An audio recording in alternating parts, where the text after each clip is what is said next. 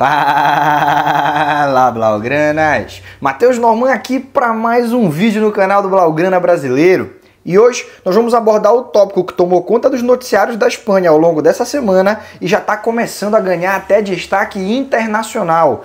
As polêmicas criadas pela diretoria do Athletic Bilbao acerca dos contatos entre Barcelona e Nico Williams. Os homens fortes do clube basco, o Jon Uriarte e o Rafa Alcorta, vem acumulando declarações públicas, inclusive chegando ao cúmulo de afirmar que o Barça está aliciando o Nico Williams, como se fosse um jovem sub-15 seduzido e pressionado pelo poderio financeiro do Barça. A gente sabe que não é o caso, foi o Nico que procurou o Barcelona e não o contrário, e ele já está bem grandinho para tomar as suas decisões profissionais. No entanto, esse vídeo aqui é para te contar como que começou essa história, como que ela chegou no ponto atual, que já ultrapassou todos os limites da decência, e o mais importante de tudo, existe alguma chance de ter uma consequência prática dessas declarações públicas da diretoria do Athletic Bilbao atrapalhar a contratação do Nico pelo Barcelona? Nesse vídeo você vai ter todas essas respostas. Mas antes disso, deixa eu te fazer aquele pedido que é necessário em todo vídeo nosso. Curte, se inscreve no canal, ativa as notificações, é só clicar no sininho. Fazendo tudo isso, você nos ajuda a continuar crescendo e a levar um conteúdo cada vez melhor para blaugranas espalhados pelo mundo inteiro. Você me dá o seu engajamento e eu te devolvo o entretenimento. Já curtiu? Já se inscreveu? Então vamos lá. Vamos entender todo esse entreveiro entre a diretoria do Athletic Bilbao e a negociação do Barcelona com o Nico Williams. Eu até preparei aqui um pequeno roteiro para eu ir acompanhando e você não se perder no meio da minha fala. O primeiro ponto que a gente tem que abordar é que o Athletic Bilbao ele não é um clube como todos os outros que nós conhecemos no planeta, que pode simplesmente vender um jogador e pegar aquele dinheiro para buscar uma reposição. O Athletic ele é muito limitado pelo seu próprio regimento interno. Para vestir a camisa do Bilbao, o jogador precisa ser um representante da cultura basca. Ou seja, ter feito as divisões de base em algum clube do território basco, ter nascido no território basco ou ter crescido no território basco. Caso do Iñaki Williams, nasceu em Gana, mas chegou lá com 7 anos de idade. Pode jogar pelo Bilbao. Caso do Íñigo Martínez, nasceu no território basco, pôde jogar pelo Bilbao. Tem o caso do Amorebieta, ele nasceu na Venezuela, mas ele era filho de pais bascos, então ele pôde jogar pelo Bilbao. Já houve uma época em que essa limitação era ainda maior, era uma limitação geográfica, ou nasceu ou não vai jogar. Hoje em dia é um pouco mais brando, mas continua sendo limitante. Não posso vender e usar o dinheiro para comprar. Eu preciso esperar aparecer um jogador que seja um representante da cultura basca para poder contratá-lo. Resultado, o Bilbao acaba sendo um time que estica a corda até o limite para não vender os seus talentos. Talvez o caso mais extremo tenha acontecido mais ou menos uns 10 anos atrás com o Ander Herrera. Não sei se você se lembra dele. Houve uma época em que se imaginava seria um dos grandes meio-campistas do planeta. Passou pelo United, passou pelo PSG, nunca virou o que se imaginava, mas é o principal exemplo do quanto o Bilbao está disposto a ir longe para não perder os seus jogadores. Eles não vendem, não negociam, tem que pagar a multa. Mas na Espanha existe uma burocracia especial para o pagamento da multa rescisória dos atletas. Você não transfere o dinheiro para o clube. Você transfere o dinheiro para o atleta transfere o dinheiro para a La Liga e La Liga transfere o dinheiro para o clube que está perdendo o jogador, com o qual o jogador está rescindindo o seu contrato, ao mesmo tempo em que oficializa que a rescisão aconteceu. Ou seja, o United queria contratar o Ander Herrera. Tentou negociar com o Bilbao a janela inteira e o Bilbao só fechando a porta na cara. Até que resolveu pagar a multa. Se me lembro bem, eram 37 milhões de euros. Aí o United vai lá e transfere o dinheiro direto para o Athletic Bilbao. Não respeitou a burocracia. Tinha que transferir o dinheiro para o Ander Herrera transferir o dinheiro para a La Liga transferir o dinheiro para o Bilbao. O Bilbao simplesmente estornou o dinheiro, não falou nada, não explicou para o Manchester United o que ele precisava fazer, a janela fechou e o jogador ficou. Ficou satisfeito? Ficou de bom grado? Ficou concentrado? Não. Mas preferiram manter o jogador naquela situação cômica, uma situação ridícula, do que orientar o United no que ele precisava fazer para levar o jogador e pegar a grana. Aqui é só um exemplo do extremo que o Bilbao está disposto aí, certo? Então o caso do Ander Herrera ilustra isso muito bem. E olha que é o United, um clube de uma outra liga, não joga contra o Athletic Bilbao. Até jogaram nessa temporada, mas você sabe do que eu estou falando, não disputam o mesmo campeonato, certo? No caso do Barcelona, além de disputar o mesmo campeonato, na opinião do Bilbao tem uma rivalidade. Se você perguntar para qualquer torcedor do Barcelona, internacional ou catalão, ele não vai concordar. Vai te dizer que a rivalidade existiu, mas não existe mais. Nos anos 80, os dois times eram muito semelhantes em nível técnico. Os jogos entre Athletic Bilbao e Barcelona eram muito violentos. Barcelona e Bilbao, quando jogavam, era recorde de cartão. Inclusive, aquela cena que virou meme do Maradona distribuindo pontapé e tomando porrada foi num Barcelona e Athletic Bilbao. E o Barcelona, depois que aqueles times que eram muito equilibrados em poder de fogo se desfizeram, o Barcelona continuou crescendo e o Bilbao deu uma estagnada, superou a rivalidade e foi viver sua vida. O Bilbao não, ele está traumatizado. Ele continua achando que o Barcelona é um dos seus grandes rivais. Então, se você perguntar para o torcedor do Barça sobre rivalidade, ele não vai falar do Bilbao. E se você perguntar para o torcedor do Bilbao, ele vai falar 3 clubes: Real Sociedad, Real Madrid e Barcelona. Ou seja, se o Bilbao fez o que fez, no caso o Ander Herrera, para não vender para o United, imagina o que ele está disposto a fazer no caso Nico Williams para não vender para o Barcelona, que na opinião dos torcedores do Athletic é um rival e um dos grandes rivais que o clube tem dentro do futebol. Está disposto a tudo, inclusive chantagem emocional, que já foi feito, tá? Temporada passada, a gente não pode dizer que foi o fator definitivo, mas um dos fatores que levaram o Nico Williams a não se transferir para o Barcelona foi a chantagem emocional que a diretoria do Bilbao fez. Pintaram um cenário em que ou o Nico ficava para jogar a Liga Europa ou ele era um traidor ingrato. Ou fica para jogar a Liga Europa, que vai ser decidida no San Mamés, ou você é um traidor, você é um ingrato, você é um vagabundo, você é um desgraçado. Claro que não usaram essas palavras, mas você deve lembrar que o cenário pintado foi esse. Repito, isso não foi definitivo. Fator definitivo, o último prego no caixão foi, sem dúvida alguma, o quesito fair play financeiro, mas entre os fatores estava essa chantagem emocional. E essa estratégia está sendo retomada agora. Agora que o Barcelona está num momento financeiro diferente, o fair play financeiro já não vai ser empecilho para a chegada do Nico Williams, é só esperar as peças do quebra-cabeça se montarem e fazer e efetuar o pagamento da multa. O Athletic Bilbao está apostando 100% no quesito chantagem emocional para impedir que o Nico Williams aceite sair do clube que o formou, sair do clube que o revelou. Como que isso está acontecendo? Havia um mural no País Basco em que Nico e Iñaki apareciam abraçados comemorando um gol e com frases que apontavam eles como os grandes ídolos do clube no momento. Um mural muito bonito, pintado lá no País Basco, e que a partir do momento em que começaram os contatos entre Nico e Barcelona e começaram a sair as notícias de que o Nico Williams está muito interessado em jogar pelo Barcelona, esse mural ele foi apagado pela metade. Agora só tá lá o Iñaki. O Nico eles pintaram de vermelho por cima, né? Ah, é essa que é a chantagem emocional? Ainda não. O diretor do Bilbao, Rafa Alcorta, ele veio defender o jogador, o que é o normal, o que é o necessário.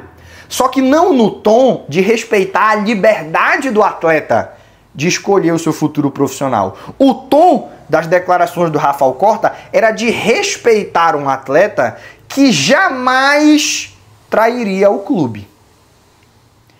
Essa é uma frase que reforça um cenário em que o jogador sair é ser um traidor. E aí sim ele merecia ter o mural apagado. Só que ele não saiu, ele não é um traidor, ele tá com a gente. E mais, ele jamais nos abandonaria.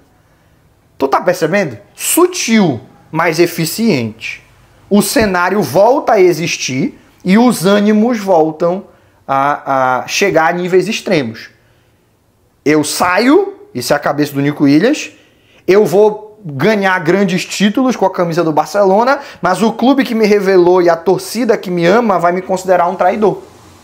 Ou eu fico, passo a carreira inteira numa equipe que não me dá condições de brigar pelos principais troféus e me consolido como o ídolo desse time. Raramente o jogador vai por essa segunda opção.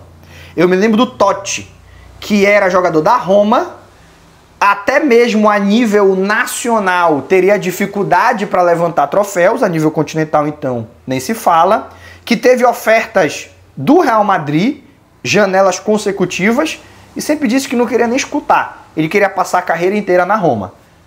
Ele é um semideus, é uma divindade. Se você vai em Roma e conversa com o torcedor do clube, o Totti ele é o maior ídolo da história da instituição, disparado. Mas, se você olha o currículo dele, um campeonato italiano, uma Copa da Itália, acabou. O Nico vai ter que escolher. A aposta da diretoria do Bilbao é que o cenário criado de escolher ser traidor ou ídolo pode fazer com que a balança penda mais uma vez a favor da decisão dele permanecer. Só que não parece que vai ser o caso, não parece que funcionou. O Nico Williams não deu nenhum passo atrás. Inclusive, depois desse caso do mural, ele já foi até o clube e já manifestou de maneira direta e reta o seu interesse em sair.